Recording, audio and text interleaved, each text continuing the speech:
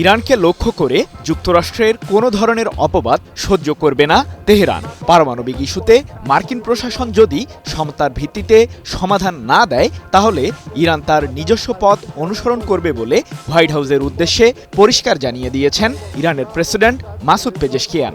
এরই মধ্যে পারমাণবিক ইস্যুটি নিয়ে যুক্তরাষ্ট্রের সাথে 2 দফায় আলোচনা করেছে ইরান, যদিও কোনো চুক্তিতে পৌঁছাতে পারেনি দুই দেশ। তবে বিশেষজ্ঞ পর্যায়ের বৈঠকের পর আরও একটি আলোচনা করবে তেহরান ও হোয়াইট হাউস। 6টি পারমাণবিক বোমা তৈরি করতে পর্যাপ্ত পরিশুদ্ধ ইউরেনিয়াম রয়েছে ইরানের কাছে, এমন দাবি আন্তর্জাতিক আণবিক শক্তি সংস্থা IAEA এর। যদিও সংস্থাটির প্রধান রাফায়েল গ্রসি সম্প্রতি জানিয়েছেন এই মুহূর্তে কোনো পরমাণু অস্ত্র নেই ইরানের কাছে, তবে দেশটি অস্ত্র তৈরির খুব কাছাকাছি। IAEA এর এমন মন্তব্যের পর সরব হন মার্কিন প্রেসিডেন্ট ডোনাল্ড ট্রাম্প। পারমাণবিক ইস্যুতে সমাধান খুঁজতে ইরানকে আলোচনায় বসার আহ্বান জানান তিনি। বিশ্বমানের থার্মিক্স রড, সালাম স্টিল থার্মিক্স, দেশের একমাত্র থার্মিক্স রড। কিন্তু ইরানের সর্বোচ্চ ধর্মীয় নেতা আয়াতুল্লাহ আলী খামেনি জানিয়ে দেন, যুক্তরাষ্ট্রের অন্যায্য ম্যাক্সিমাম প্রেশার স্ট্র্যাটেজি চলাকালীন কোনো ধরনের আপোষে যাবে না তেহরান। যদিও পরবর্তীতে এই অবস্থান থেকে সরে আসে ইরান, কারণ আলোচনায় না বসলে ইরান জুড়ে বোমা হামলার হুমকি দেন মার্কিন শাসক। আগামী মে মাসের প্রথম সপ্তাহ থেকে এই হামলা শুরু করতে ইসরায়েলের প্রধানমন্ত্রী বেনিয়ামিন নেতানিয়াহু পরিকল্পনাও সেরে ফেলেন। তবে মার্কিন প্রেসিডেন্ট ট্রাম্পের পরামর্শে ওই পরিকল্পনা থেকে সরে আসেন নেতানিয়াহু। গত 12 এপ্রিল ওমানের রাজধানী মাস্কাটে এবং 19 এপ্রিল ইতালির রাজধানী রোমে অনুষ্ঠিত হয়েছে ইরানের পারমাণবিক কর্মসূচি ও মার্কিন নিষেধাজ্ঞা প্রত্যাহার প্রসঙ্গে তেহরান বনাম হোয়াইট হাউসের আলোচনা। এ সময় ইরানের প্রতিনিধি দলের নেতৃত্বে ছিলেন দেশটির পররাষ্ট্রমন্ত্রী আব্বাস আরাকচি। অন্যদিকে মার্কিন প্রতিনিধি দলের প্রধান হিসেবে দায়িত্ব পালন করেন মধ্যপ্রাচ্যে নিযুক্ত যুক্তরাষ্ট্রের বিশেষ দূত স্টিভ উইটকফ। ওমানের পররাষ্ট্রমন্ত্রী বদর বিন হামাদ আল বুসাইদির মধ্যস্থতায় 2 দফার আলোচনা অনুষ্ঠিত হয়।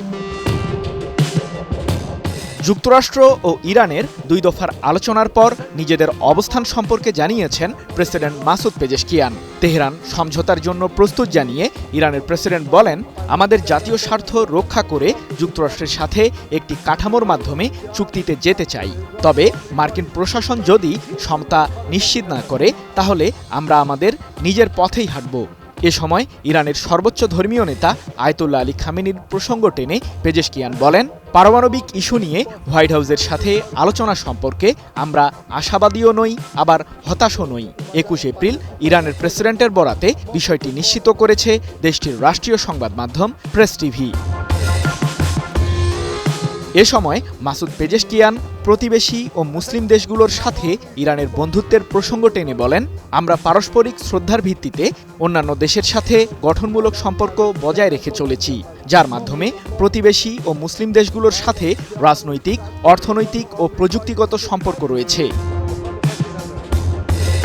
চলতি বছরের শুরুতে রাশিয়ার প্রেসিডেন্ট ভ্লাদিমির পুতিনের সাথে কৌশলগত বিভিন্ন চুক্তি করে ইরান, যার মাধ্যমে আগামী 20 বছর যাবৎ শিক্ষা ও প্রযুক্তির পাশাপাশি পারমাণবিক খাতেও মস্কোর সহযোগিতা পাবে তেহরান। এদিকে যুক্তরাষ্ট্র অর্থনৈতিক ও বাণিজ্যিক নিষেধাজ্ঞা অব্যাহত রাখলেও ইরান ভিন্ন শক্তি ব্যবহার করেই এগিয়ে যাচ্ছে, এমন ইঙ্গিত করে প্রেসিডেন্ট মাসুদ পেজেশকিয়ান বলেন, আমরা কোনো প্রকার সংঘাতে যেতে চাই না, তবে কেউ আমাদের বিরুদ্ধে অপতৎপরতা চালালে আমরাও চুপ থাকব না। ইরানিরা স্বনির্ভর জাতি, নিজস্ব ক্ষমতা প্রয়োগ করে ইরানিরা এখন দেশকে উন্নত করতে পারে। সম্প্রতি নতুন প্রজন্মের ড্রোন এবং আধুনিক ব্যালিস্টিক ক্ষেপণাস্ত্র তৈরি করে ইরানের বিজ্ঞানীরা তাক লাগিয়ে দিয়েছে যুক্তরাষ্ট্র সহ পশ্চিমাদের। ইরানের কাছে বর্তমানে 4টি ভূগর্ভস্থ ক্ষেপণাস্ত্র কেন্দ্র রয়েছে, যেখানে কয়েক লাখ ব্যালিস্টিক ক্ষেপণাস্ত্র মজুত করেছে দেশটি, যার সবগুলোই তৈরি করেছে ইরানের নিজস্ব বিজ্ঞানীরা।